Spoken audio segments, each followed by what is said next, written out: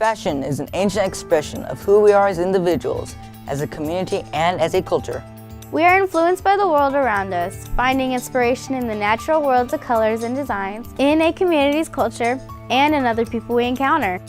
Let's go to Carly Kohler at the American Indian Film Festival, where she ran into Eddie Madril. We're here today with Eddie Madril to talk about his fashion show, Indigenous Couture. What inspired you to have the fashion show? The fashion show was something that really came to fruition because they were having a Jean-Paul Gaultier exhibit at the De Young. I had been interested in fashion for like 30 years just because I think clothing really expresses a people. And for Native people, for a lot of Indigenous people around the world, it really expresses internally and externally who we are, how we feel, where we come from. And I think for Native people, clothing isn't just something that's utilitarian. It's something that has a meaning and a purpose. It expresses beauty and power. And I just wanted to kind of try my hand at, doing something that would represent us in a contemporary and a modern light. Can we do something like that, represent our people well, without, adhering or buying into some stereotype? Because a lot of times, any culture, whether it's religious, ethnic, social, sometimes it's the people themselves that perpetuate a stereotype. So I was just trying to see what I could come up with. What was your vision when you were putting these costumes together? As a vision, I just wanted to see what can I do with material. I think what happens when fashion designers are making things, they're designing things that they can sell.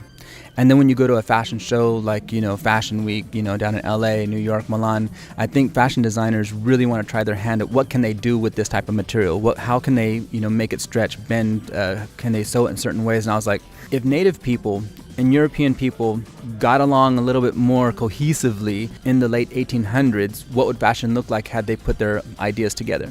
I think when you look at fashion in the 1700s, 1800s, I think it's just, it's beautiful. It's so ornate. There's so much embellishment. There's, so much beauty. And I guess the motivation was to see, well, what would it look like? And what could we do now to challenge what looks like stereotypes and to challenge what people think we look like? So I think a lot of times when we represent ourselves, we're not exactly sure what we're supposed to do in a modern light, knowing that our Native brothers and sisters are going to look at it and go, well, what are you doing? Why are you doing it that? Were you worried about that? Or did you think this was a good step for Native people to have this fashion show? I didn't worry. I kind of anticipated the challenges, the questions, and I would never have taken them abrasively or aggressively. I would have thought, okay, so this is starting the dialogue. This is starting the narrative of what's important to us now.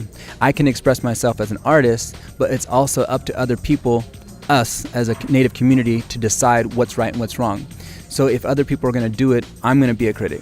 If I'm going to do it, others are going to be the critic. So how do we start a dialogue? So rather than me doing something and leaving and just kind of exiting, what do you think? Is it right? Is it wrong? And this is what makes it really, really valuable for other people who are non-Native to understand why we choose to do what we do. The ideas, for the most part, everything on paper was mine, but other people really contributed their own ideas, their own artistry, their own talents to a lot of the designs. We opened up the show with a lot of traditional clothing. It wasn't up to me to decide which clothing would be okay. I decided to pick people from different regions of the United States to represent themselves. I didn't tell people it had to be from the 1800s, very traditional. You represent you. How dare I tell somebody that they have to be 1850s Cherokee, 1700s Yaqui or something like that. So I just asked the people to represent themselves the best way that they could. I really appreciate that perspective on that. I think you mentioned this, you handmade some of them? Some of them I was hand making about an hour before the show started. But I think it's typical Native. A lot of people, Native and non-Native, really contributed to putting them together. Either I was sewing, my wife was sewing, my brother was sewing, my mother-in-law was sewing, my mother was sewing. We were all sewing. They're all friends and family. I wasn't, looking to audition or go out and do these things. Now, if I have to do that at some point, if we have this keep on growing, then that's fine. But I wanted it to be a real, family project. What do you see yourself doing in the future? Are you going to have more fashion shows, or do you want to take it a different direction? Is there anything you want to change? Fashion show we did wasn't a typical fashion show. There was still more like historical, political, academic, and kind of like theatrical aspects to it. I still wanted it to be a storytelling, performance, a storytelling presentation. So to do it again, yes, and just have a different way of just telling the story about clothing, the importance, and what it means. A lot of the things I did were really for art. I just thought it was really a great idea, very interesting. No Doubt did a piece of taking Native culture, appropriating it a little bit. So I wanted to ask you, how would you have seen that situation, and how is your fashion show different? According to the write-up, they went and asked, some Native people a little bit more about what they did, and I think that's valid. I think that's really good.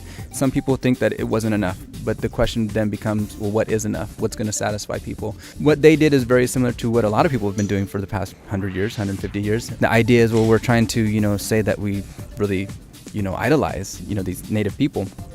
I think what they did was purely for art and purely to perpetuate this idea that it's okay to go ahead and do these things, taking ideas that they think are kind of neat and kind of cool. It's gimmicky, it's a novelty, it's something that you can just go ahead and use. I mean, it's the same thing as appropriation. How is it different from what I did? Some might say, well, what I did is authentic because I am Native. But some people would say, well, it's still no different because you were modernizing. So if it was questioned why I did this piece or why I did this piece or why I did this piece, there's a reason and a purpose for each one of those. Whereas I think for the Gwen Stefani No Doubt video, I think a lot of that was just to kind of be different, unique, kind of have a theatrical novelty to it, to be very attractive in the video, to, in that kind of industry is really to go ahead and compete with other people doing something similar. I think my Native brothers and sisters who are out there doing fashion, it's great. We're going to be questioned, and we're going to be questioning what we're doing. And I think what's important is that we have some, validation behind what we're doing, and it's not just, a gimmick, a novelty. I think it's amazing what you're doing. I think it's a really great avenue to allow other people to learn more about Native culture in a modern setting. I'm Eddie Madril talking about Indigenous couture on Native ground.